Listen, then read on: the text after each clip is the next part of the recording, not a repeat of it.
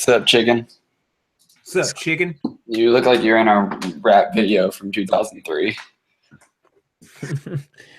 I take you to the candy shop. Yeah. I let you lick the lollipop. Whoa. I have a glass of wine in my hand, and so I'm really trying not to spill it on everything. Oh, booger. Okay, wait a minute. I've set this whole thing up. I didn't actually know you were home.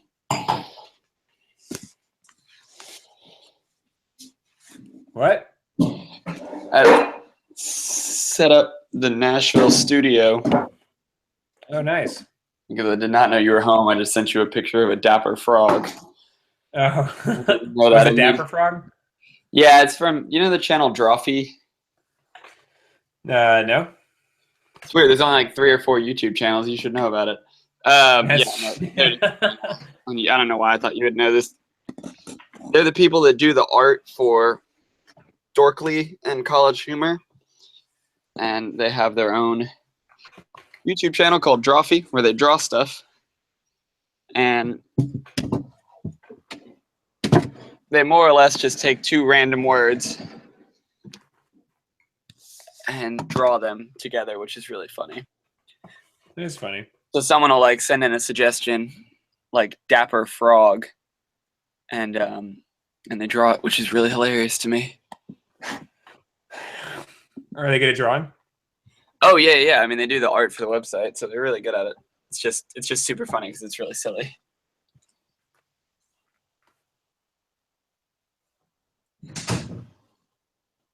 So like, I paused one of their videos, and they were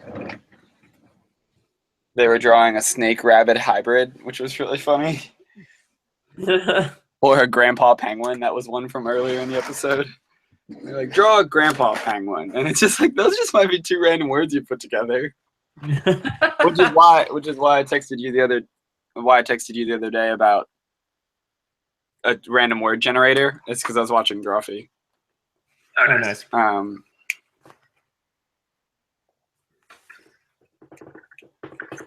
Also, I was playing that game with Sophie, the 2 random words and draw a picture. And I drew a referee breeze, and it really made me laugh really hard because it's just like it's a breeze made out of referee. All right, it's a referee made out of the breeze. No, a breeze made out of referees would be terrible. A storm of referees flying through the air. That would be awful. Death count in the millions. Oh gosh, and that's not even counting the referees.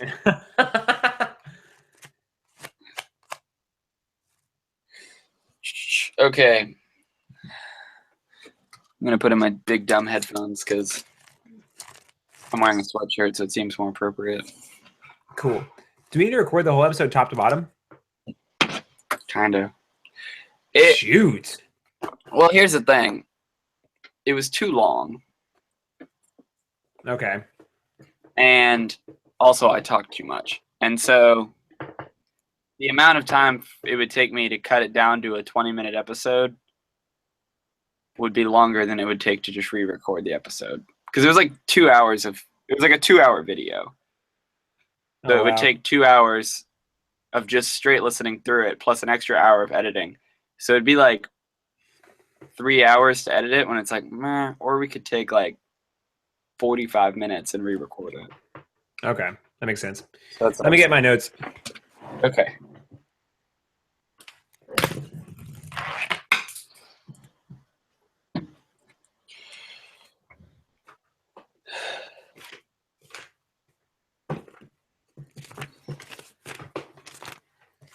Also, I just felt like, because I heard another podcast today, and I feel like a lot of the podcasts I listen to, they blame everything on racism. And well, there's a lot of racism in the world. I don't know.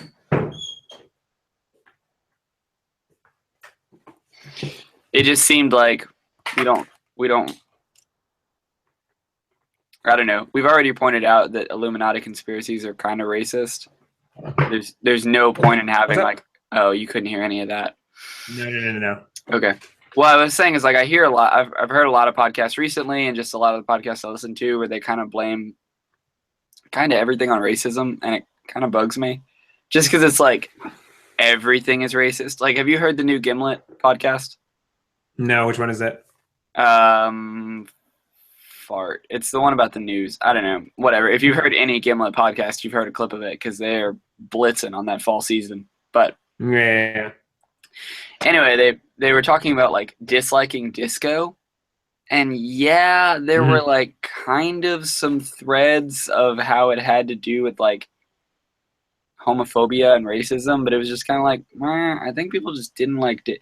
Like it was like I don't know, man. And I don't know. I just feel like every podcast I hear nowadays is just like pretty much anything historically is racist, or anything at all is racist. And it was like, I don't really know if I want to be a voice adding to that of calling everything racist. I get that. And there are other ways of looking at it that are also interesting. And like the idea, like kind of what you were getting at and what we've talked about before, but getting at the idea of not generalizing groups of people and not like simplifying problems down to a straw man, which I think is a much more productive conversation to be having right now in America than talking about some J random whatever is racist. It's like, well, okay, fine. Like if you want to talk about racism in the police force, like that's fine. That's something we need to talk about. And like institutional racism, fine. But like we don't really need a podcast about why disco is, or disliking disco was racist and why conspiracy theories are racist. Like we've already pointed it out once. I feel that we made our point that time. And so I would rather go in another direction. Also, I was just thinking about it, and it's like, the whole podcast of me pointing out like why stuff is stupid in an obviously ridiculous story you're telling is like, that's not probably good radio. Like that's probably not what people want to hear. Like I should just like sit along for the ride and listen to this story instead of like talking the whole time. I think yelling about the music industry thing is funny, and I'll probably do that again. Okay. Because it is funny to point out like what would even be the point, but it is not worth pointing out that like all the people are black, because it's like it is funny to point out like why would you ever do that? Like what do you get? But whatever. Those are my thoughts. I don't know what you think. But Okay, no, I get that. I understand that. Yeah, I think it. Yeah, we can point in that direction. I think that would be a fruitful conversation to have. Cool. Whoa. Whoa.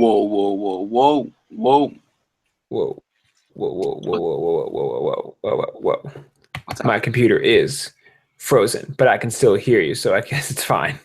Yeah, I can hear you too, and your video just keeps dropping out, but I can hear you just fine. Like you're talking the whole time, so it's cool.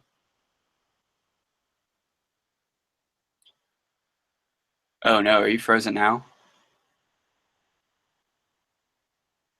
Oh, this is not ideal. Oh no, you're frozen. This isn't what I want. You're gone.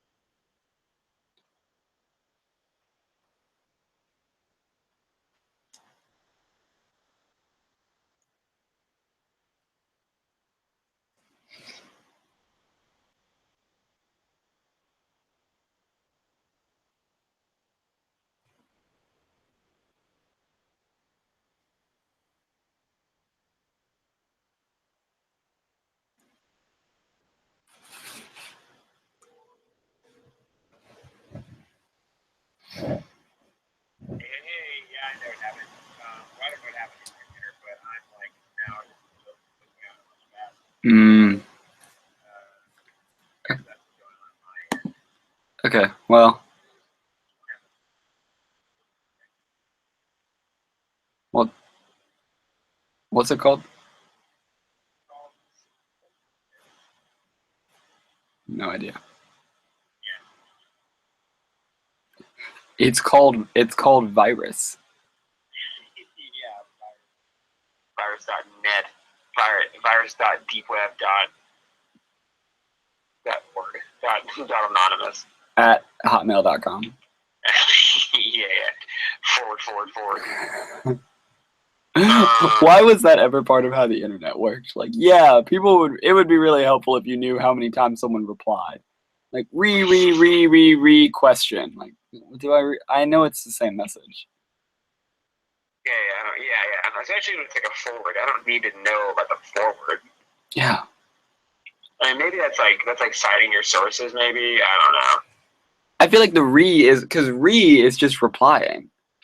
Yeah. It's like if you send me an email, it's I don't need 19 replies. Yeah, it's like I know they're replying. I know we're replying to each other because it's a message. We are in a conversation. I feel like that's kind of maybe where like instant messaging kind of took off because it wasn't like it was like a conversation and it wasn't like re. Yeah, but who in the first place? Also, I'm gonna send you another invite. Who in the first place was like, yeah, it would be helpful to put RE in the front of these so they know it's a reply. It's like, yeah. I don't know.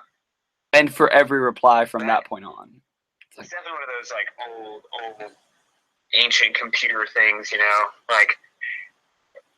That's like one of those things they did like back before the internet. They knew the internet was going to be huge, so they were just like, well, yeah, we'll just do this, you know, keep track of the data and whatever. And then like later on, they were like, oh my gosh, this dumb thing. I can't wait for someone to come along and get rid of that. Re. Did you get the invite? Okay. I did get the invite, and I'm trying to. Like, there you go. I was trying to accept the thing would let me accept the terms and conditions. There you are. So whoa.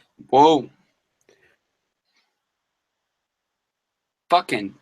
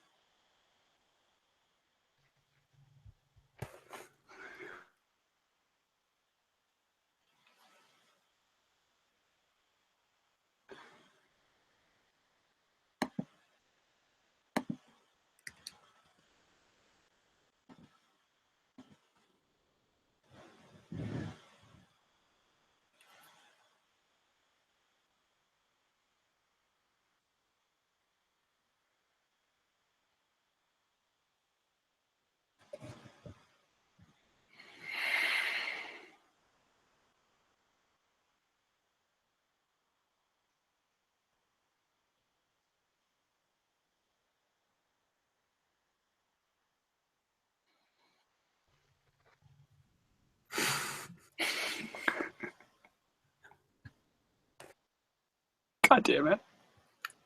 Oh.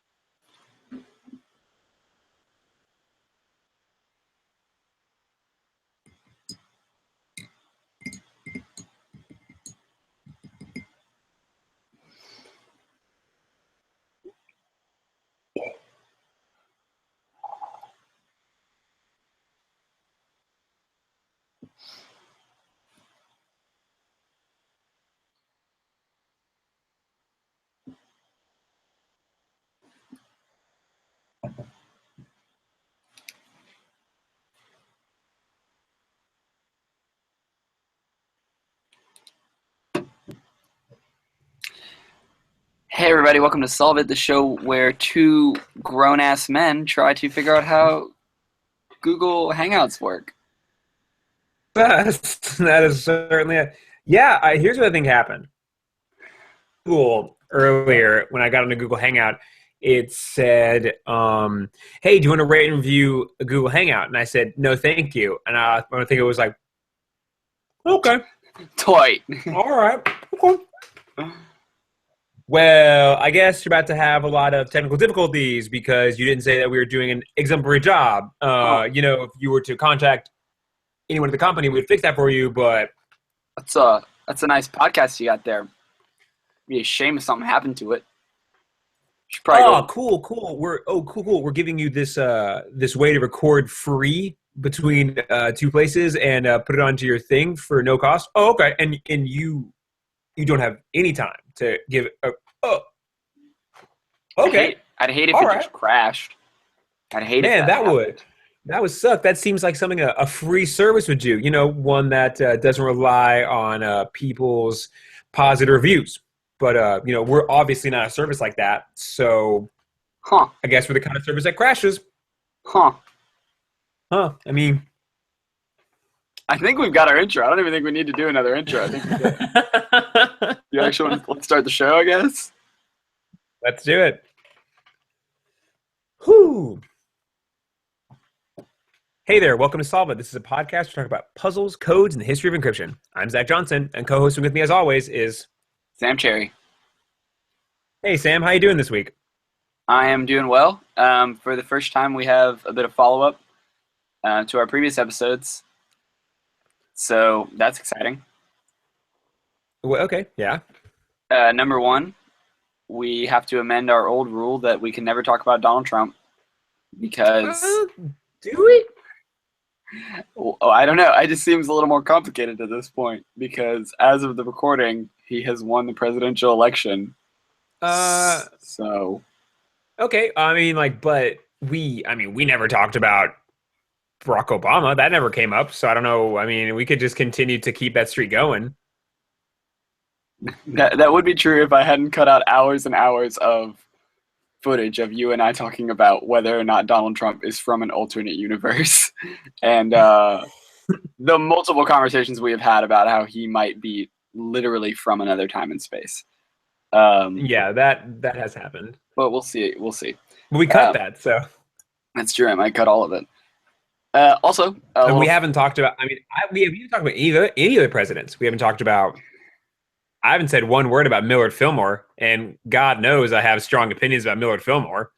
Tell me your strong opinions on Millard Fillmore. Millard Fillmore was the last president in the Whig Party, and because he was so unpopular, the entire party dismantled around him because they hated him so much.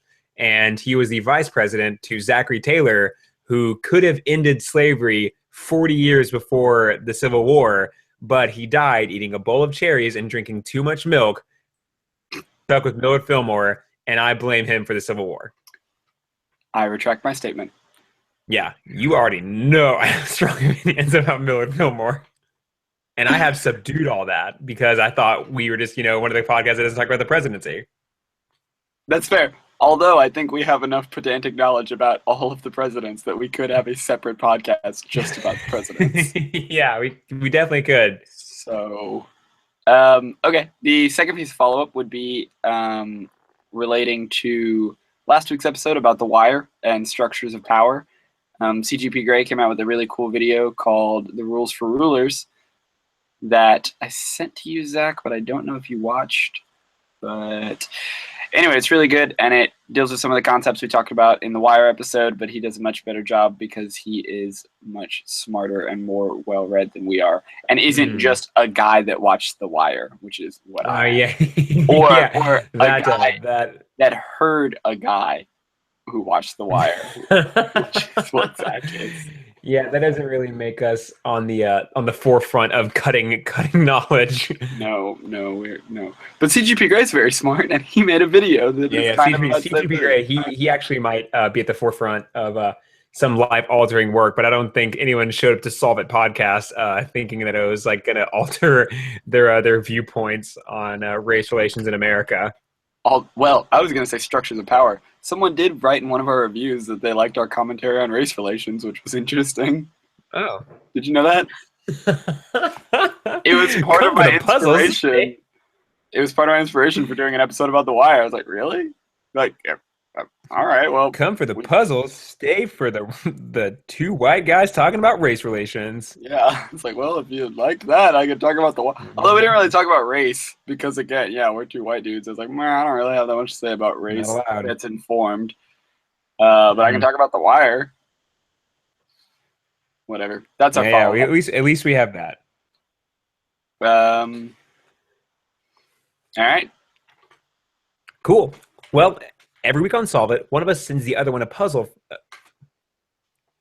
Every week on Solve It, one of us sends a puzzle for the other one to solve. So, Sam, I sent you a puzzle, and would you like to explain it? Sure. This week you sent me a puzzle that was written on the back of a dollar bill, specifically on the part with the pyramid and the all-seeing eye. Mm-hmm. And it had, the tweet said something to the effect of, wake up, sheeple. Sheeple is the part I remember. Yeah, sheeple is the part, and it was wake up, sheeple, yes. Okay, yeah. And then on the dollar bill that you defaced, which I think is a federal crime. Yeah, I actually was thinking about that as I was posting it, because I was kind of running out of time with posting it, and so I was like, I'm just going to go ahead and write on the back of this dollar bill. I mean, as far as our listeners are concerned, that is yet another Zach Johnson classic, Microsoft Paint.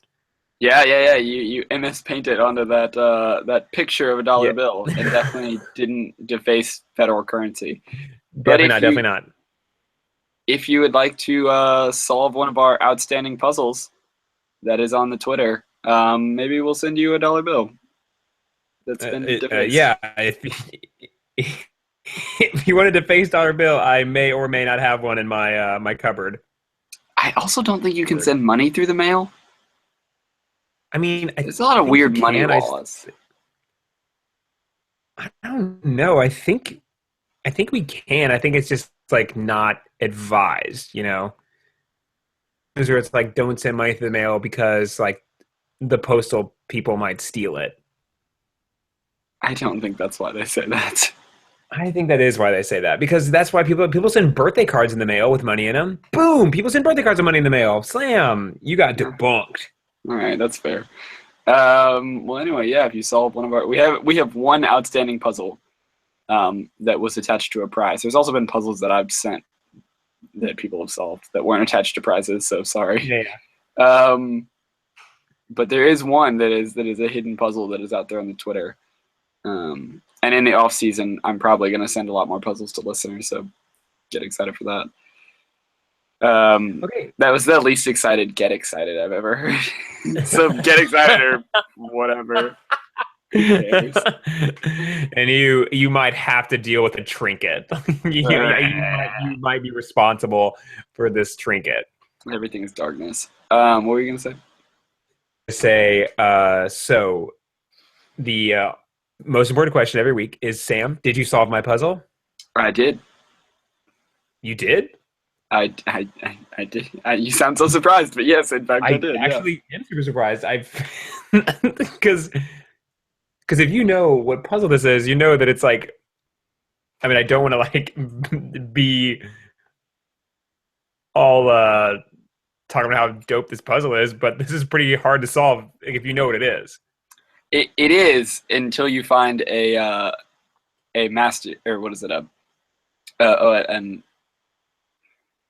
It is until you find an academic paper that literally has a table that explains all of the letters and what they mean. Also, part we didn't mention, on the defaced dollar bill is a bunch of symbols. And yeah, that's right. I found an academic paper by the person that solved the original cipher. And it has like a table that just says this symbol means this letter. And it's really interesting. There's an aspect to, it's like an extra complication, I guess is how you would describe it. An extra complication to this code that is fascinating and makes it's really good code. I'm actually really excited for this episode because I really like this puzzle and I like the way it works. but they have a table that explained exactly how to do it, so it's pretty straightforward at that Oh, point. well, okay. Well, all right then. All right. Shout out to you for solving my puzzle. So yeah, let's explain to the viewers, I guess, what the extra complication is. Sure. Let's Do you want me to get right explain into it? No, I can explain it, and I will Well. explain it. All right, that makes more sense. It's your episode. Okay. I need to go shut my door. Toy.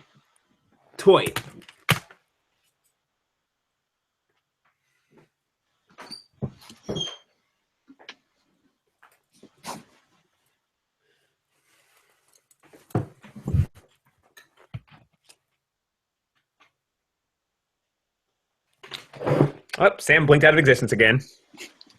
I was wondering how you would react to that. I just hid behind. I just hid in a corner. Man, you have a big ass closet. Yeah, I record a podcast in it. You didn't think of it's huge. Check this out. Woo! This is great. This is the Nashville office. This is a huge closet. You got a lot of studio space here. The listeners can't see how far back I moved in my rolly chair. Maybe you can hear in the audio. You can hear how far away I am, but I'm quite far away in my rolly chair. And still in the closet. And still in the closet. It's a really big closet. Well, I'm in my room, so I mean, I'm in my studio, which just happens to be in. It's half studio, half bedroom. So Which- yeah, Turns out, still smaller than this closet. Go figure. That's how big the closet is. yeah. Actually, I have a Liberty Studios now, and it was made by one of my roommates. I'm not making this up. We made a place we called Liberty Studios, and I can't record in there, even though he was like, "You can record in here," but I can't record in there because there's a drum set. Like, the room is essentially like a drum set room. Like, it's a room with a drum set in it. And So you would have to like, set your microphone on the drum set and record that way?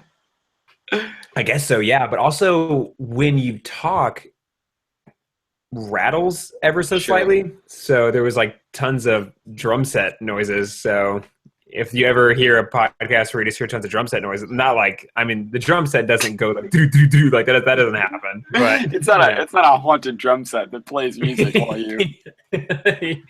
Yeah, it's a very disrespectful drum set. That is not. Every time you try to make Okay. a serious statement, it goes boom, and you're like, ah, You're really- It is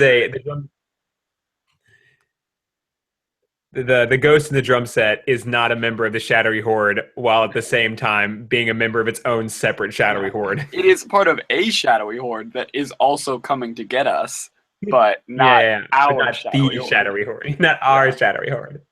A different hulking entity of darkness. So Zach, would you like to explain the puzzle? Yeah, let's get this train wreck rolling. What I sent you is called a Copiale cipher, and the reason why it's called the Copiale cipher is the code is found inside of a book called the Copiale, and the Copiale is an encrypted manuscript containing 25,000 handwritten characters, bound in a 105 volume. This book was undeciphered for more than 250 years, but because we live in the future and computers exist, Sure. crack the code.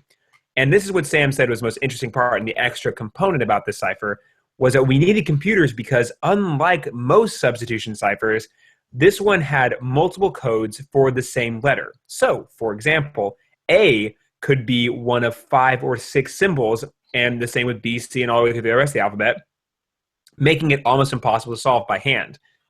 But in 2011, thanks to some crafty scientists in California, all 205 pages were cracked, and they found what was inside the book.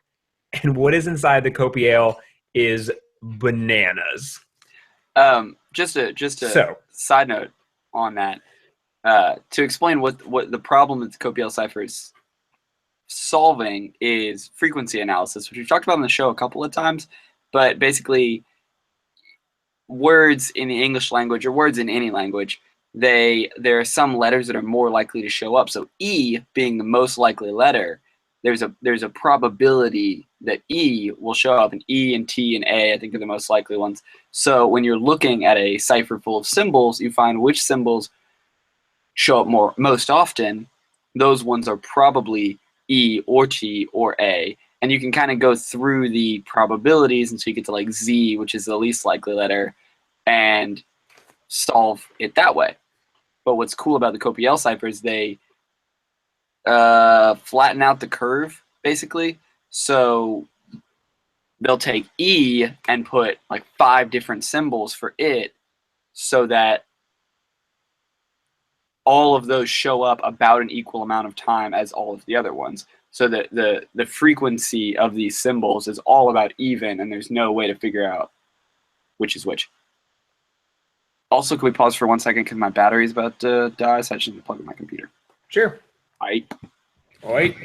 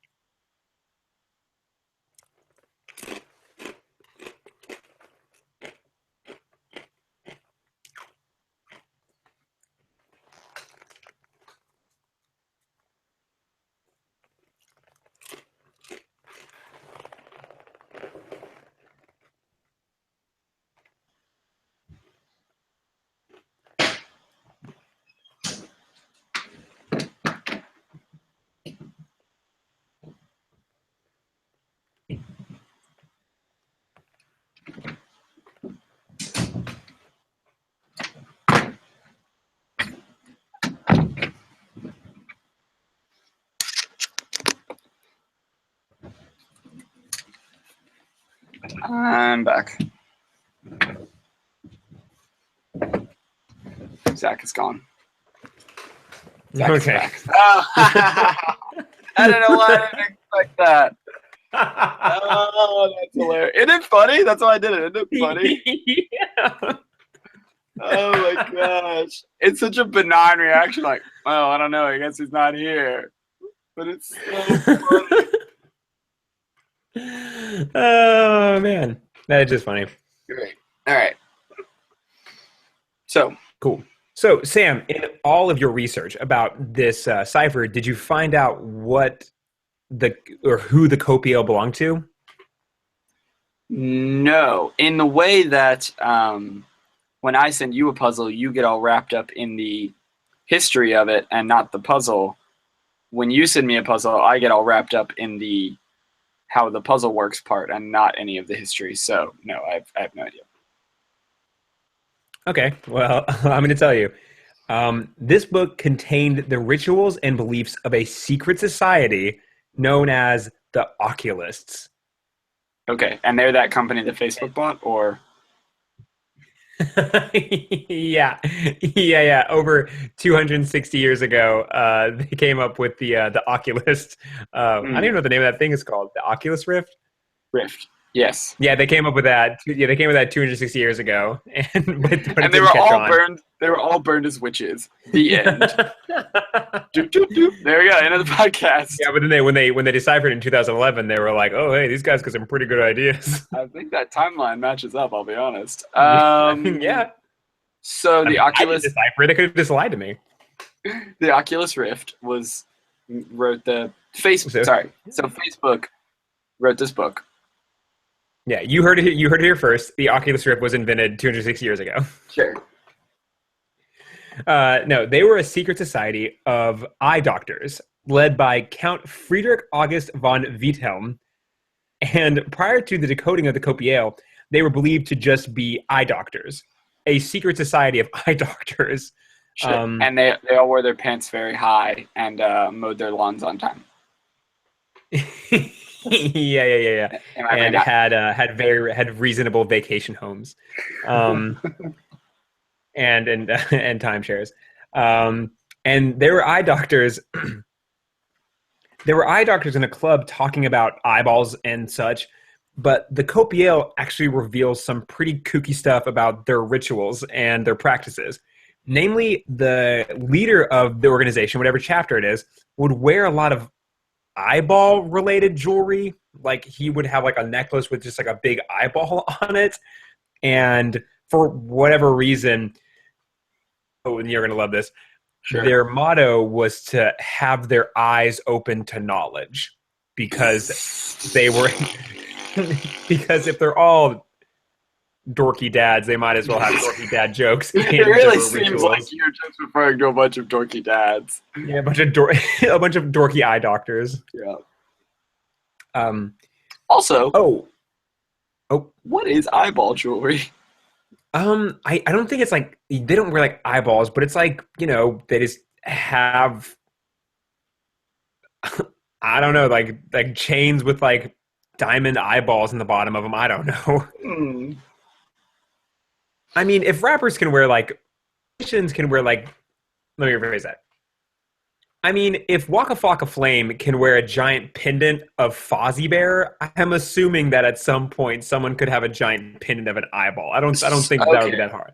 So these are a society of Mark Zuckerberg lame dads who also have a lot of similarities to Waka Flocka Flame. This is the group that we're thinking. Yes. It's like a Waka Flocka Flame style Mark Zuckerberg dad club. Yeah, it's like yes. So if you're thinking of if you want a lens to view these people through, it's imagine a Waka Flocka Flame inspired Mark Zuckerberg eyeball Dr. Dad Club. Okay, I'm tracking 100%. Okay, good, perfect. And to join, there was a ritual that involved shaving and to join, there was a ritual that involved plucking out your eyebrows. Like not shaving off your eyebrows, but plucking them out in order to increase your vision. So yet another pun. Oh, and there was also tons of Kabbalah. And I don't know a lot about Kabbalah, but you might know a bit about Kabbalah. So do enlighten. Well, I'll tell you the few things I know about Kabbalah. It is Jewish mysticism. They believe in golems and Madonna. Like from what? Like from Lord of the Rings? No, that is Gollum. Golems like from Dungeons and Dragons. Giant creatures made out of mud that live in the attic of a synagogue and will fight off evildoers. Oh, all right. That's not made up. That's totally a real thing in Jewish folklore. The only thing I know about Kabbalah is Madonna, I think, is a Kabbalist, if that is a word. She's a golem, as it turns out. Oh, that explains an awful lot. Yes. She is a golem. If you go back and listen to most of her music, it is very golem inspired. Right.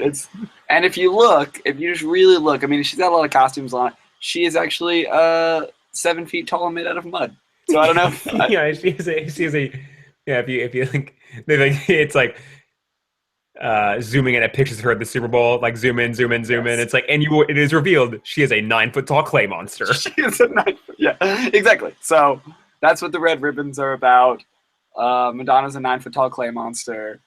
But no, other than that, and that they have a symbol that spirit science, the most irritating belief system that I can probably think of, uses their symbol to explain why the Hebrews are time travelers who fought the Martians on Atlantis. I know that sounded like gibberish, guys, audience. I know that what I just said sounded like total crap. Go look up Spirit Science. They're a real YouTube channel that really tries to tell people things, and they think the Jews are time travelers. Yeah, just go to their latest video and just start typing in "for the Horde" a bunch of times, and that way that way Spirit Science will know we exist and we're out to get them. Oh God, are we? So here's the thing. No, so the Kabbalah symbol, which is this 10, it's like 10 circles, and they put a bunch of lines between it. I don't know what it's actually for. I don't know anything about Jewish folklore other than golems. And the spirit science people believe that on Atlantis, I think it's like either they're spiritual sites or it was actual cities, maybe. But there are cities or sites or vents of aura. I don't know. They made that same design, and when all the vortexes synced up, it brought down the Martians or brought back the Jews. I don't really remember. It's dumb. And remember this, audience, because this level of insanity is going to follow us throughout this episode. Yeah, here's the thing. It's like, spirit science is... Oh, I'm not supposed to know what comes next. Never mind. You're supposed to what? Oh, yeah. Here's the thing. They're very similar, but it's like, I'm not supposed to know what comes next. Anyway. Okay. If what you're about to tell me is anything like spirit science, I'm just going to get teeth grittingly angry all the way through. So this is exciting for me. Oh, well then buckle up. Buckle up. Let's try to get through this because I feel like if we're trying to make a shorter episode, we are already failing. That is true. Okay, here we go. But the biggest reveal in the Copiale was that this group was, or at least takes credit for, forming a completely separate group entirely, but with just a different name. Or that the Oculus were in fact this group the entire time, but just went by the Oculus instead of this name. And that group was the Freemasons. Oh. Now, Sam, yes. We've talked about the Freemasons before on this podcast. We talked about them in one of our earlier episodes about the Pigpen Cipher. And as you know, I like to do my homework for these episodes. I learned a lot about espionage and the Cold War. I learned how to tie knots in a certain way to make a quipu, which is a code in itself. And I learned how to write runes and also speak some Swedish. So I could tell you that the Freemasons are a worldwide respected fraternal organization with an illustrious group of alumni that focus on free thinking and bettering the communities with no sinister intent at all. That would be very reasonable of you. Or, of course, I could hit the hardest left turn this podcast has ever seen. Go for it. All right. So, here we go. The Freemasons are, in fact, a front for something truly diabolical. The Freemasons are a secret society built on Satanism, black magic, and world domination. Well, they were until some Masons decided that the Masons weren't thinking Masony enough. So the Masons formed a secret society within a secret society, and that secret society is called the Illuminati. That's right. This is an Illuminati episode. I feel like we've been building to this all season. We're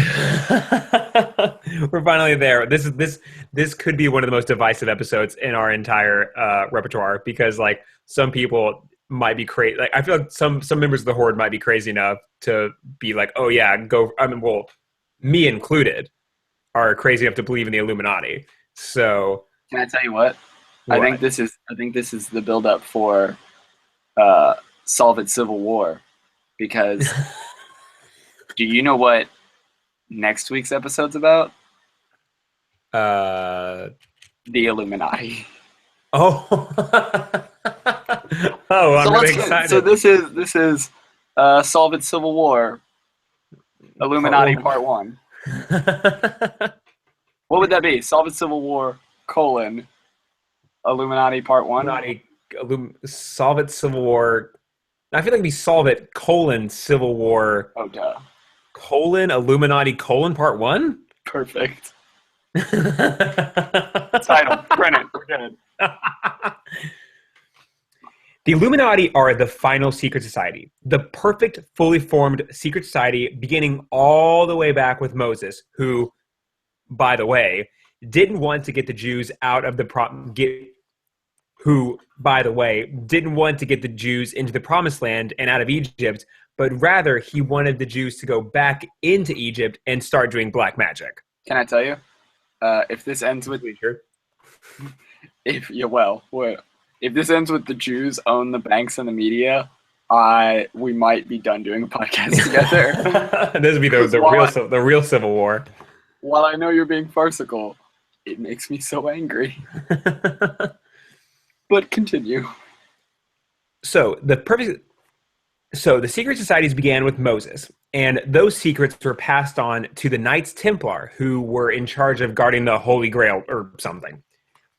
And these Masonic rituals were passed on to the Freemasons, who, as I said earlier, weren't being Masony enough, so they made a secret society inside of a secret society called the Illuminati. And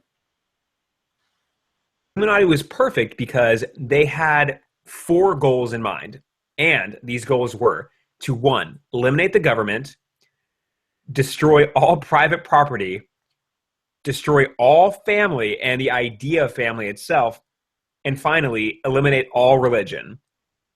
And these have always been the goals of the Illuminati. And the Illuminati are the only secret society that have ever actually accomplished all of these goals. So we are now living in a world where the Illuminati has already destroyed government, private property, family, and religion. But you just don't know it yet because you're such a sheep. I'm going to let you roll. I can't even deal with this. I'm going to let you roll. So, how are the Illuminati doing? Jeez Louise. Jeez Louise. So, how are the Illuminati doing this? You have to follow the money. The Illuminati has paid for every single major war since the French Revolution. So what they do is they establish control, and those who don't play ball don't play at all. Some very notable examples include our very own Abraham Lincoln, who, get this, was in on the Civil War the entire time with the goal of being to destroy America and have France come in and buy the South and just have America occupy the North. But Abraham Lincoln was so bound and determined to unite the Union that the Illuminati, through John Wilkes Booth, had to take him out. That's stupid. And I don't have my JFK speech. I don't want to look it up. So, but the rest of the presidents since him have played ball. Even Franklin Delano Roosevelt, who, guess what, was a level 32 Mason, whatever the frick that means. Sure. Level 32. You know. Super Mason. 32. I don't think that needs any more explanation. That's I love that. I love 32 because, like, in the context of 1 to 10, it's impossible, and in the context of 1 to 100, it's not that impressive. And it's also like, does it end at 32? Why not end at 30 or 35? Like is 32 the most? Is it a lot? Is it a little? Like, 32 is not a very, like, if he was level 98, I'd be like, oh yeah, 98 out of 100. But it's like 32 out of what? Also, is it going up? Is it going down? Right? Is the level 1 Mason, is he number 1? Is he the number 1 Mason? So like 32 out of like 10,000. Like, oh wow, that's quite a bit. That's good. Yeah. Was it 32 out of 33? What? I don't pretend to understand. I'm sure they cited their sources. Yeah, it was fine in the documentary. Yeah, the you can't see these air quotes, but they are hard documentary. Hard air quotes. There's some solid air quotes around documentary. So, what is the goal of the Illuminati? Well, it's to establish, as a former president, H.W. Bush said, a new world order, with the powerful at the top and the rest of us as slaves beneath them. And they have been doing this since forever, but especially since World War II and the creation of the United Nations. So World War II was all a lie. It was to make the whole world go at war with each other to establish a need for a United Nations or one central government. And they used this to create a common enemy, which was Russia. And the Illuminati also, to establish a need of capitalism, the Illuminati made up communism. So they needed a central enemy. So they made up communism to show that capitalism would win in the end. So essentially, they just created a system designed to fail to increase your confidence in the system we already have. And we all fell for it. So, have you ever hung out with a little kid and he's telling you a story that's obviously a lie, and he just keeps talking? This is one of my favorite things about little kids is you'll just be like, oh, what'd you do this weekend? And they'll be like, well, okay, so I hung out and I was playing a video game, and then the video game, it's Minecraft. And I'm like, okay, yeah, all right. And then when I'm playing and I was digging deeper, and it was me and my friends when we were playing, and then we got so deep that we fell into a different world, and it was like 3D, and it was like super realistic, and there were all these zombies, We were shooting them, and we had a Gatling gun. And like it's you realize that like this is a lie, and the story just keeps going, and becomes this like ridiculous narrative that is obvious. That's what it sounds like you're explaining. You sound like a little kid explaining to me like a TV show they saw that doesn't exist, like a made up TV show they're making up. It's like someone like Right now. because they just kept going back and back, and it was like. It was just like, and what about this war? Also paid for on both sides. They wanted France to occupy the South. Why? Because France wanted it, and because the plants that were there. All right, yeah, okay. Whatever. Sure, Stevie. So this is all. Kid. Whatever. So this has all moved its way into the modern era, obviously, with the situation in the Middle East and the creation of ISIS, which obviously is another Illuminati conspiracy. Because what happened is they needed to create a central enemy that the entire world is against. And as we know, the entire world is pretty much on the same page about ISIS. There is no differing opinions about what should and should not be done in the situation with Syria. Everyone's on the same page. There's no debate happening between, I don't know, America and Russia. I think we're all on the same page. So the Illuminati is doing a great job. Yeah, I mean, I think the conflict in the Middle East has been pretty straightforward from the beginning. I don't know why anyone would be confused. Yeah, they're evil. They're, they look different, so we're mad, I guess. I don't know. Is that what that? I'm trying to make a joke about the war in the Middle East. It's like I honestly I still have no idea. Well, that's what the Illuminati just want you to be educated about it. Because once you get educated about it, you start to see how it is all falling apart. The Illuminati wants me to be educated, or they don't want me to be educated? They don't want you to be educated, so don't. Why don't you just go back into your house, sit on your lazy boy, watch your American Idol, and eat the gruel that the government is feeding you, you sheep. Keep the wool over your eyes, because if you're blind, you can't see the bright sun, and you won't go blind. So wait, do I want to go blind? Is that what... Do I want to look into the sun and go blind? Which one's the bad one? Why don't you stay in the cave, Plato? Stay where it's safe, where nothing bad can happen to you, where the truth can't hurt you. So again, do I want the truth? Is the truth going to hurt me? I'm very confused about the dilemmas you're giving me, Zach. And do I want to be the sheep? Or... I don't know. I don't understand. I don't know. Do I? Maybe. I don't know. I don't know. I'm pretty happy where I am right now. So maybe I want to be a sheep. I don't know. So the Illuminati is doing this all to have a central goal, which is to create 10 kingdoms.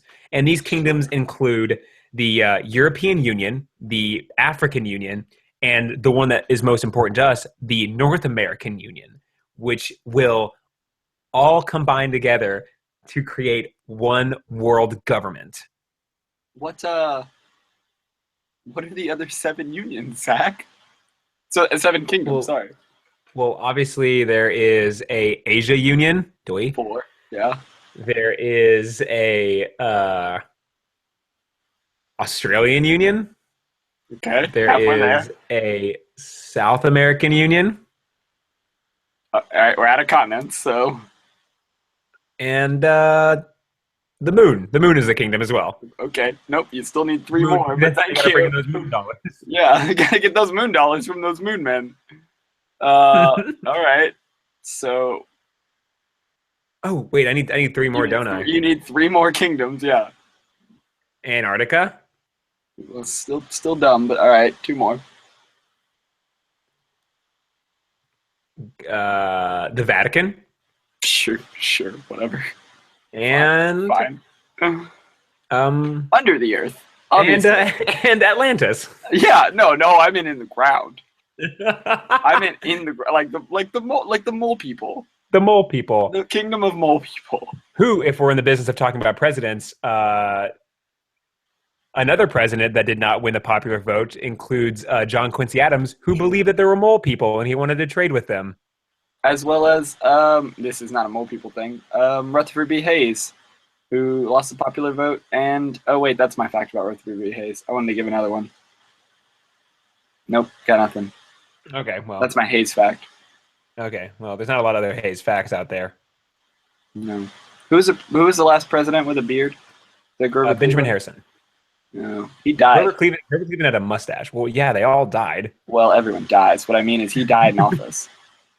No, he didn't. Is that the other Harrison? No. No Harrison died in office. There's only been one Harrison. Well, that's just wrong. William McKinley died in office. He was close to that time period. Okay, there's Kennedy, Lincoln, McKinley. Who's the one that is pneumonia? Who's that guy? William Henry Harrison. Hey. William Henry Harrison. He died in 30 days. Yes, there's two Harrisons. Oh shoot, you're right. Crap. Okay, well I just got bested. Maybe the other Harrison got shot? No. No.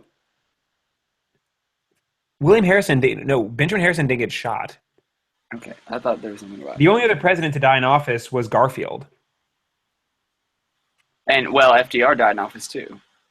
Oh, well, yeah, but only McKinley, Garfield, and Abraham Lincoln and JFK, they're the ones that were assassinated. Right, and then Harrison and FDR just died. Yeah. But they're all in the Illuminati? Well, I mean, if FDR was a level 32 Mason, we can only assume that other members of, like, you know, Mount Rushmore, they must be in the higher ups too. Okay. You know what I just said right there? I said other members of Mount Rushmore, and that was insinuating that FDR is on Mount Rushmore. No, I heard you. Don't worry. Oh, gosh. Oh, man, that's embarrassing. I'll have to keep that one for an Art is Dead in the future. Sure. Or Art is a Lie. Is that how you asked me to cut something? Saying, put that in Art is a Lie. Okay, here we go. I got a page and a half left. Okay. But the biggest problem with the Illuminati is, Sam, that the Illuminati is vain. They're extremely vain, and they have been dropping hints all over the place. Especially, and I'm really excited to tell you this because you're going to love this. Sure. The Illuminati have been especially dropping hints in music. Why? But like literally why? Because they're vain. What does that mean, though, Zach? If you're in the Illuminati, I mean, if you were in the Illuminati, like you would want to say that you're in the Illuminati. Then what's the point of being a secret society? Also, why would you pick Jay-Z's music? What do you get from that? What do you get, Zach? What do you get? It's literally you get the New York rap scene. Okay, explain to me. I don't know. Explain to me the rappers or just the musicians in the Illuminati. There is Beyonce, sure. Jay-Z, sure. Kanye West, sure. Justin Bieber, okay. Lady Gaga, because she's weird, Katy Perry, sure. Rihanna, Miley Cyrus, and obviously Madonna. You had that list way too at hand, and that bothers me. And what would you say is the core demographic of those people? 1, 2, 3. Why are you counting? Well, of the 10 I mentioned, 6 of them are white. So, I meant age. What's the main age demographic? Young bucks. And why on earth would you need them? Yeah, like are they? What do you get? Oh, the people that never vote. That's who you want. Like we're gonna get political power by making our hands weird to young people. So no, guys, it's because they distract the masses from what's really going on. What's really going on? The 10 kingdoms I told you about. One of those was mole people. Whatever, I'm done with this. Gotta distract those mole people for they stage an uprising. Mole people love Madonna. I mean, she is a 9-foot golem, so yeah. It's a 9-foot clay golem. She is from the earth like they are. Of course. Man, I can't wait for this podcast to get huge and we get really angry letters from Madonna's lawyers. Can't wait. I cannot wait. Say, dear Solid Podcast, despite the fact that Madonna is in fact a 9-foot tall clay golem, it is not appropriate for you to make light of that. She is an American citizen just like everyone else.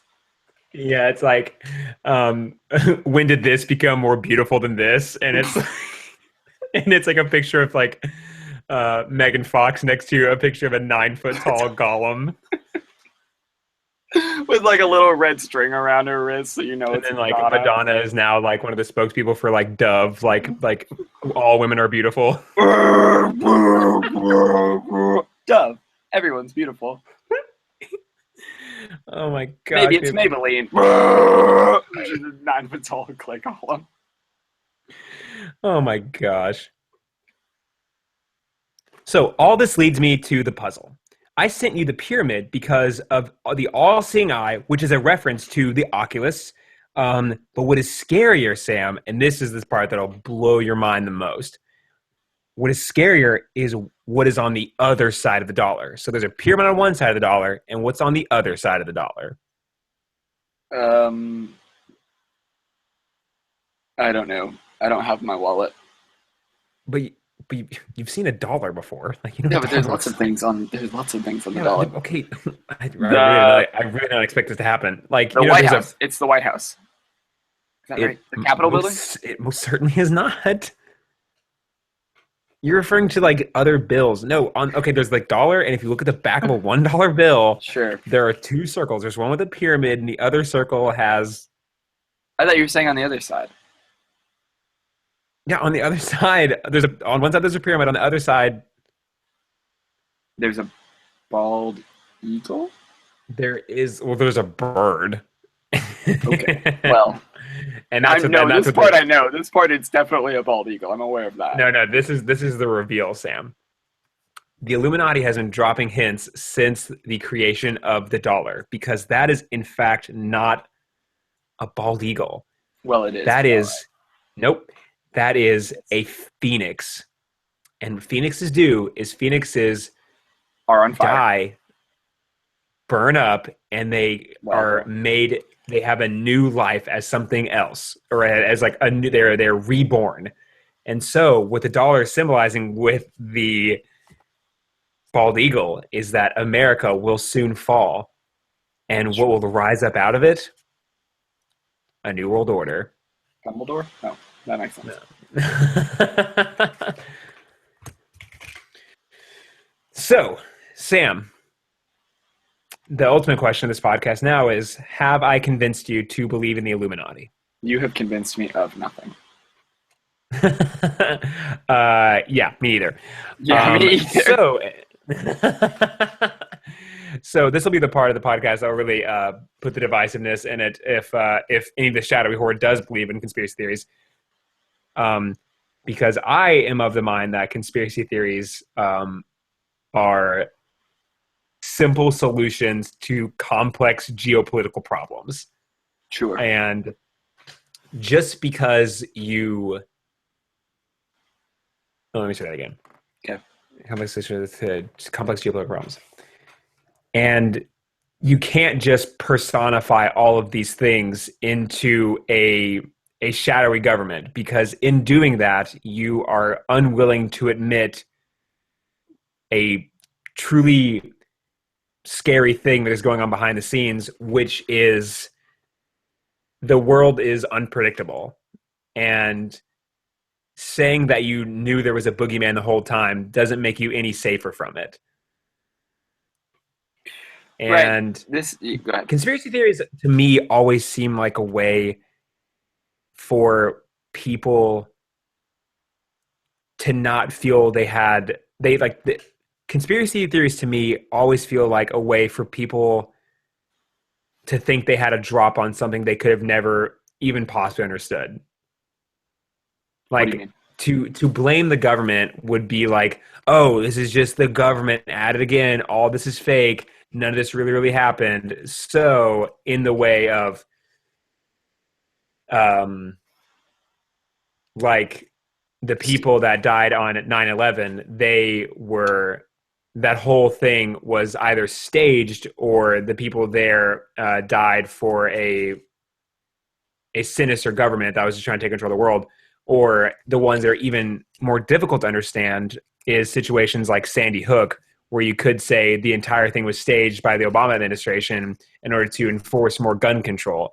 Because in that, you put the evil on something all encompassing. And because you can't, or you put the evil on something all encompassing that you can fight, that you can protest against, that you can lash out against, because you can't lash out against the fact that the world is unpredictable and sometimes bad things happen for no reason. But if you were able to personify that into one whole thing, you could feel stronger because you'd have something to fight against instead of just having to accept that sometimes just terrible things happen. Right. Sort of the irony being that, like, the Illuminati is all, people talking about the Illuminati are all trying to fight against this idea of a one world government, but really what they've created in their minds is one world government, right? Like that's sort of the part that I never track with, is like the Illuminati's in control of everything and they're trying to take over control, or they're in control of everything and they're trying to take over the world and make a new world order and a one world government. And it's like, well, it kind of seems like, right, like in these theories, they are the world government, right? Like they control everything. If they've been able to cause every war in human history, like why would they need to formalize that into a one world government, you know? And so in the imaginations of these people who create these Illuminati conspiracies, like you said, like they would really, what they want is a one world government, is an Illuminati. What they want is the Illuminati, because that's much easier to understand than, you know, decades and maybe even centuries of geopolitical and religious complications in the Middle East, or in the case of Sandy Hook, like complicated gun laws in the country and mental illness. You know, like mental illness is really complicated and hard to understand and hard to get your head around, which is what happened with Sandy Hook. Like that guy had a mental illness, like he lost his mind. Mixing that with a historical precedent in America to allow people to have guns and a really complicated partisan fight for guns, right? Like those are all really complicated, and understanding why some people want, you know, assault rifles and other people think it is their right to always have assault rifles no matter what. And these really complicated, but ultimately I would say reasonable opinions and mental illness all coming together in a tragedy. And it's like, oh, it'd be much easier to imagine that there is just one world government that actually, no, none of this is real. And it's just this, you know, legion of doom that is sitting behind everything. And it's like, well, sorry. And I think the true irony in conspiracy theories and like the Illuminati is that although, and we talked about this in the episode, although it feels like it gets more and more complex and the spiderweb grows more and more and more, in the end, a conspiracy theory will always be the simpler solution. It'll be the thing that is easier to believe in. Right.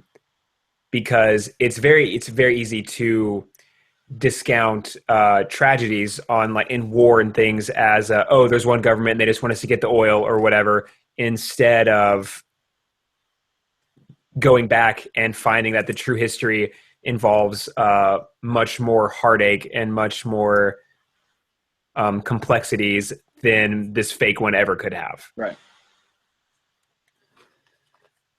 So, that being said, let's solve the puzzle. Let's do the... Huh? Well, go ahead. I was like, let's do the thing that this podcast is supposed to be about. Well, the reason that, of course, this isn't a very puzzle-heavy episode is that the puzzle was... This I did find out while researching. The puzzle was solved by a supercomputer, right? I already kind of explained how you solve it. It's frequency analysis, right? Like the way that you solve it is you use a more complicated version of frequency analysis, analyzing groups of letters together with groups of probable letter groups, analyzing all of the symbols, and in this much more complicated process, because regular frequency analysis doesn't work because the curve has been leveled out by using multiple symbols, which is genius. Which is, if I ever make up a code for you, we'll probably have that, because it's a genius way to hide symbols. But yeah, and I did not have ready access to a supercomputer at the time being, so nor do I. So, and nor I assume most of our listeners don't have a supercomputer. I don't know. But hey, if you're in the Shadowy Horde and you have a supercomputer, drop us a line. Yeah, I guess. So it's like, well, let me explain how the puzzle works. They used a computer. Here's the answer. You know what I mean? But yeah, so as Sam was saying, due to the complexities of this puzzle and the absence of supercomputers, unless you have one, you would need like some kind of decoder ring. So once again, I am very, very attached to the Shadowy Horde, so I will tweet out a link to the way to solve this puzzle on the day this episode releases, so that you'll have a key code and you can follow along with the episode, and maybe someday you can write some other codes using this same cipher. And yeah, I will send it to the Shadowy Horde via that. Or and while Sam is pretending to solve this puzzle, Yep. I will say that you can get in contact with us in a number of ways. We have a Twitter and an Instagram, MySpace, other silly social media sites, a Tinder, a Bumble.